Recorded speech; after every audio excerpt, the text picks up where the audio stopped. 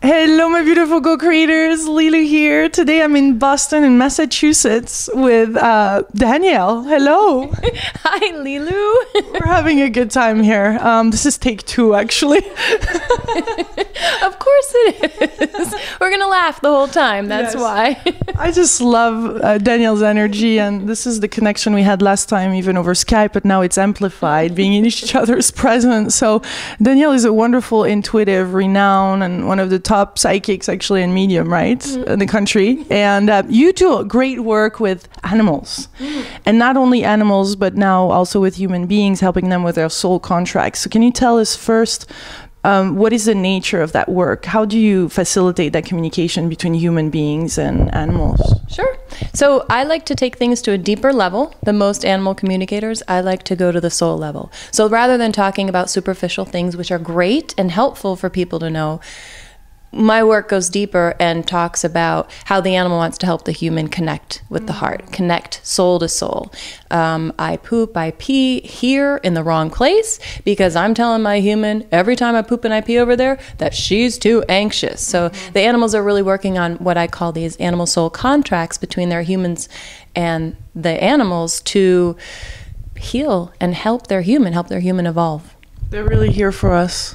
Yeah. You know what's really weird too is a lot of people don't like that because they think I'm saying that animals are subservient to humans, but they're not subservient to humans. They've chosen at a very deep, big level to help humans kind of from a higher level, if that makes sense. Rather than, some people look at a waiter like the waiter is below them.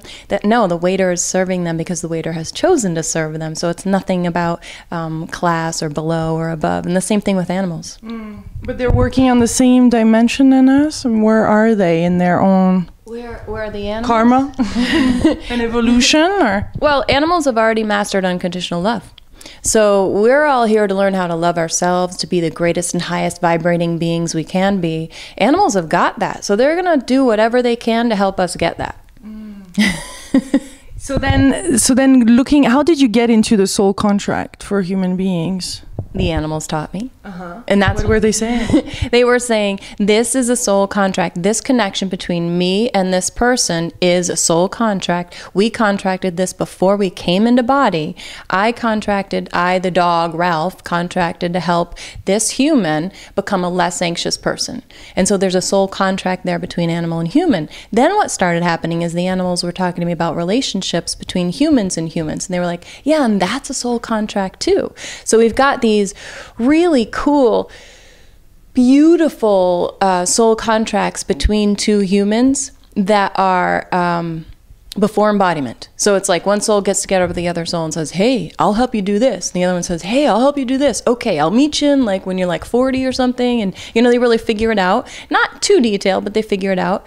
And then they come together and they work with that. They work with those soul contracts. So the animals are the one who taught me about it, I didn't learn it. It's really from the animals. That's very, very interesting. And so what is your understanding of most of our soul contract, especially right now, and animals being present right now also, as a matter of fact? Well, there's individual soul contracts. So there's I have a soul contract with one of my dogs. I have a soul contract with both of my dogs. And they want to help me. One helps me with anxiety. That's why I always bring that one up, because I got some anxiety. And then one helps me with feeling like I'm a leader, kind of being the leader in my own skin. And so they're helping me at that individual level. But then dogs on a species level, they have in general, dogs are here to help people with independence and leadership. So we can look that way, and then we can take it even further. We can look at human-to-human soul contracts, which are, you and I may have one, other people, everybody has one. Every person you meet everywhere has one.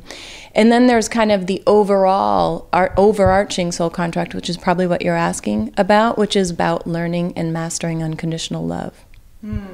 So do you feel, and do you know by tapping in this resource, which is the soul, that not all of us feel that connected to the soul, that this is a very special time?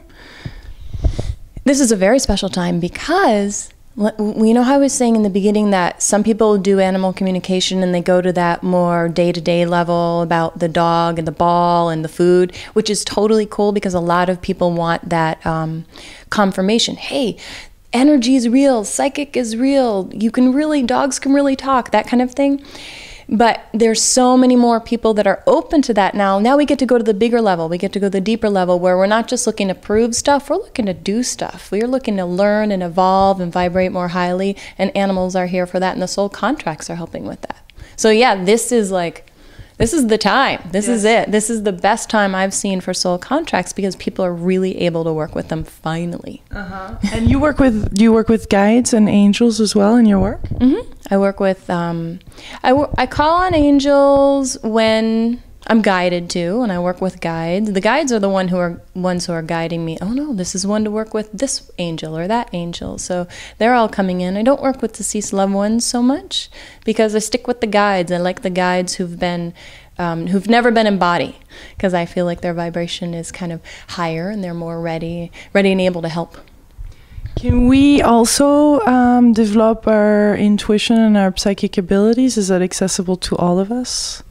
Yes, a lot of people come to me for that, which is kind of funny because so many people think I'm an animal communicator or a coach, but a lot of people come to me to open up, and sometimes I have them open up through animals because animals, it's kind of like since animals already know how to be psychic, they do it every day. It's kind of like an extra added help. Mm-hmm.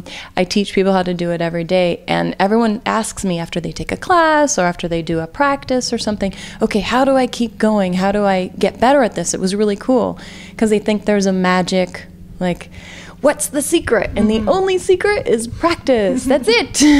That's the only secret. And you have to get some wrong. There's tons of times when I'm working with a client and I say, I have absolutely no idea. I don't know what this means, what this picture means or this feeling means, and I'll explain it to the person and they'll go, oh, that means da da da da. And I'm like, that's great, because I had no idea. So I have had to become comfortable not knowing necessarily what all the information means, but someone's going to know what it means. So if you're going to open up, you have to be comfortable being wrong and not knowing what you're doing and kind of feeling like you're talking out of your bum.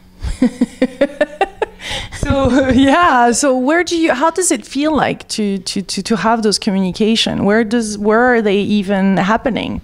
Where are they even happening? Well, the talking out of your bum one, that's a bummer of one because that's claircognizance. So that's just the information comes into my head. I didn't see it. I didn't hear it. I didn't feel it. I didn't know it. I just ended up saying it. It totally feels like I'm making it up. So that one I can't tell you. But the sight one is pretty cool. There are definitely different ways to get pictures. Like everybody thinks, did you ever watch that show Ghost Whisperer or Medium? Yeah. These people get these like visuals and they can't tell the difference between the dead person and the live person. And so then I've got all these clients who are like, it's not like it is on TV. I'm like, yeah, you're right. It's not. So I tell people to look for a flash, like, the old school film that would go by, like, you're looking for one little flash, like one of those, and that's going to be how the visual is going to start coming in. You don't get these 10-minute long movies, and it's not really like that. It's quick, and then you use your memory to recall what you saw. So you need to be in a particular state of mind, or you set some intention so that it comes? Mm-hmm. Being in a particular state of mind is great. Being calm and clear, being in an awesome, wonderful place that you're happy in is great. But that can't overcome if you're going to keep telling yourself, I can't do this, I can't do this. Yeah. I've had people come to me to do it, and they say, well, I've been trying for years and I can't do it. And then, so we do a meditation, they're laying on the floor and they've got their arms crossed. I can't do this. So really, all the clearing you want to do, all the sacred space setting, all that's all awesome. But really the best part, if you're just going to start, is attitude. Mm-hmm. Having an open mind and saying, well, maybe this time I will be able to, rather than I can't. I've tried for years and I can't do it. Uh-huh. So what would you say some of the strong blockages that are not allowing this communication? One would be believing that everybody else can, but you can't. A lot of people think that, well, I believe it's possible, but I'm not able to. I wasn't hardwired that way. And I believe everybody was hardwired that way. But some people, kind of like art, or painting, I can paint, but I'm not going to be the best painter, but I can do it. We can all do it. It's just how good at it can we get. So all the blocks are in the head. I do actually run into negative soul contracts that can block opening up the psychic senses, and I teach people how to remove negative soul contracts. A negative soul contract is is basically in some lifetime, could have been this one, usually it's in a past lifetime, the person will have said, well, I'm really open this time around and I messed up. So I'm going to make sure that I never open to this level again. I'm never this psychic again. And when that person says it and they really mean it, it gets lodged in their soul as the negative soul contract. Not the beautiful, high vibrating before embodiment ones, but the negative, icky, I'm human, I'm going to control everything ones. And then they come into this lifetime and they're like, I've been trying this and I've been trying that and I saw this teacher and I did this program, and they list off all this stuff. And really, they've just got a negative soul contract in the way. They need to spend 5 minutes breaking it, and they're all set. Is it that easy? It's totally easy. Yeah. You just have to be aware of it, that there be something on another level, and then bring it in. Mm-hmm. So if someone wanted to do it at home, they would call in their guides, and they'd need to figure out what the negative soul contract is. So there's negative soul contracts that block someone from opening. One I run into a lot is a vow of martyrdom, actually, which is a negative soul contract. And I bet in your work you've met many people like this who give too much, who do too much for others. Light workers especially, they have these vows of martyrdom and a contract of suffering, these ideas of, I'm just going to make sure that I never give anything to myself and I give to everybody else, and that's what makes me a good person. And that can really hold someone back, because if they're not keeping their energy for themselves, how are they ever going to really be able to help someone else? Yeah. So the negative soul contracts, that can be a very big block as well, but so easy to remove. Oh, I forgot to tell you the rest of how. Yeah. You want to know? You want to know? All right. So, Colin, you've figured out what it is. You can name it yourself. You don't have to name it any fancy name. This thing that's blocking me from.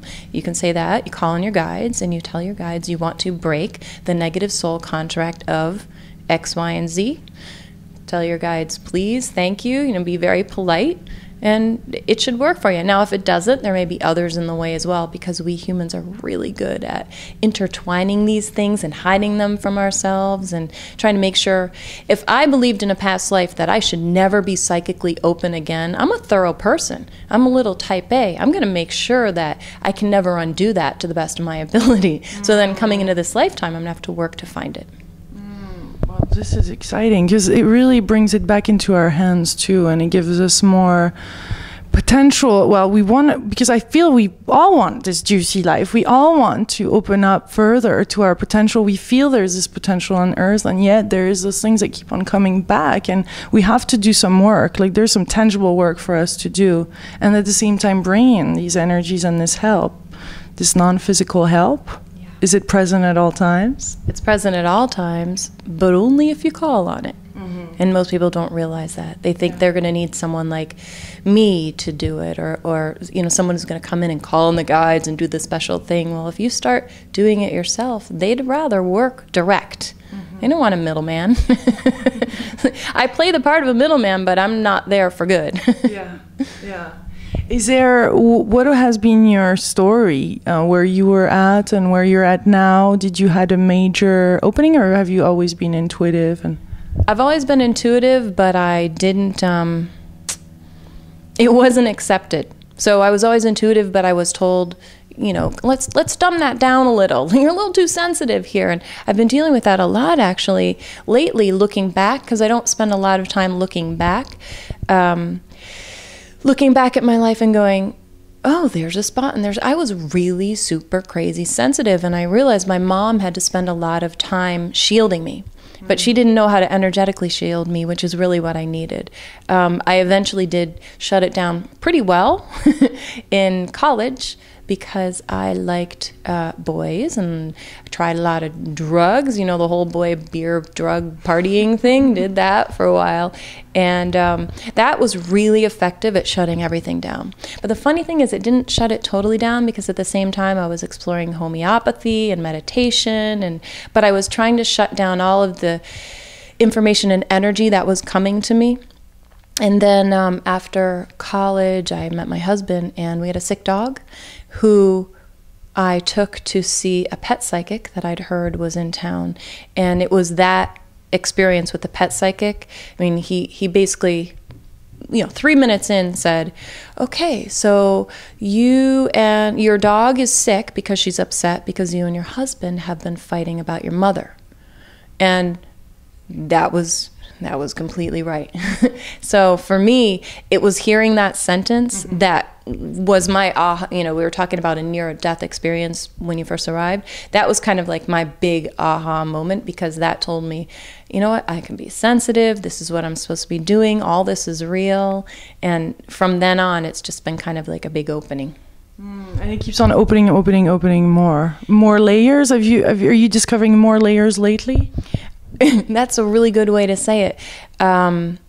Yeah, it doesn't seem like I can be open enough or sensitive enough or clear enough. It keeps, like, I'll think, oh, this is great, I'm all comfortable. And then like, oh, I'm not comfortable again. And then I have to make adjustments to my lifestyle. Like right now, I've had to make some major adjustments in my food to be able to handle what I want my body to do. Turns out I'm in kind of a very little, I'm a little person. I'm tall, but I'm a little person. But energetically, the toll I'm taking on my body is huge. So I've had to really look at, how can I do this? How can I live in this human body, but also do all this energetic stuff? So I feel like it's escalating, meaning I'm going faster and faster, bigger and bigger, and the people around me and my clients are too. More and more is coming to them, and it's really just kind of like, okay, let's get it all together. Oh, okay, we got it. It's really trying to figure out how to manage it all. What kind of food are you bringing in? Is there some that are more vibrant, that correspond to you, that you could give us a clue to as to what we could eat? Because I think we're all feeling the energy, and our worker is expanding if we wanted to, and then it's important to nurture our body with vibrant food. So do you have special food? And this is bringing up my own stuff, because I've been vegetarian and then vegan for my pretty much my entire life. I asked my mom, I think we had some bacon when I was little and some liver. But that was about it. Like, I don't know why she picked those, but we basically didn't have much meat. And I have low blood sugar, so I am eating fish right now, which is very difficult for me because it's not a food. It is not something I consider food. But it turns out that it's actually helping me be more grounded in my body. This is a temporary thing that I'm doing, but it is helping me be more grounded. I eat it and I feel more solid in my energy, which I'm a pretty flighty, flaky, I'm up there a lot of the time. So it's weird to eat something and have it bring me back in my body without me saying, okay, I'm going to bring me back in my body. So that's one of the weird things that I've had to do. On the flip side, the things that I'm totally comfortable with are, I've discovered kale. Do you have? I have a big crush on kale. Yeah. And if you feel it or look at it, like I'll look at it with my eyes closed, and it has all these great silver sparkles on it and lines, which tells me it's, this is really good for my body. And when I eat it, I really do feel better. I don't feel more grounded, but I feel the expansion feeling that I really like. So kale is a big one. You're blessed to live in a very natural environment. There's so many woods and beautiful places and parks here too. Huh? Yeah, but no one's growing kale out in the woods.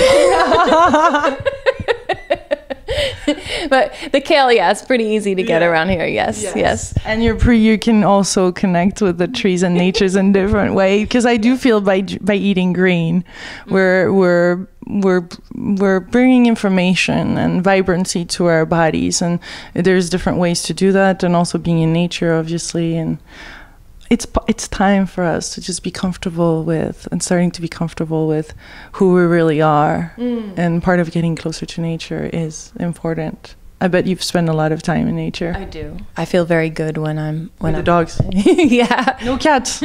No, I'm allergic. I'm actually allergic to dogs too. I'm allergic to all animals. Isn't that funny? And you communicate with them. This is the paradox. Isn't that something? I know. And horses, I'm so allergic to horses, but wow, the connection with the horses is amazing. Horses work at such a deep level. Yes. It's amazing. But yeah, I don't do so well in person with them because I start, you know, trying to not to sneeze. And so every single animal has its own thing, its own message, its own... Yep, every species has its own message, and then every individual animal has an animal soul contract with every individual human that it comes into contact with. Yeah, it's really complicated and yet really simple. I wish we had an animal right now so we can have him. Maybe you should find a little spider. Does that work on spiders? Yeah, works on spiders. Yeah, and insects and yeah, all animals. Wonderful. Well, thank you, Danielle. Thank you. You're welcome. Thank you.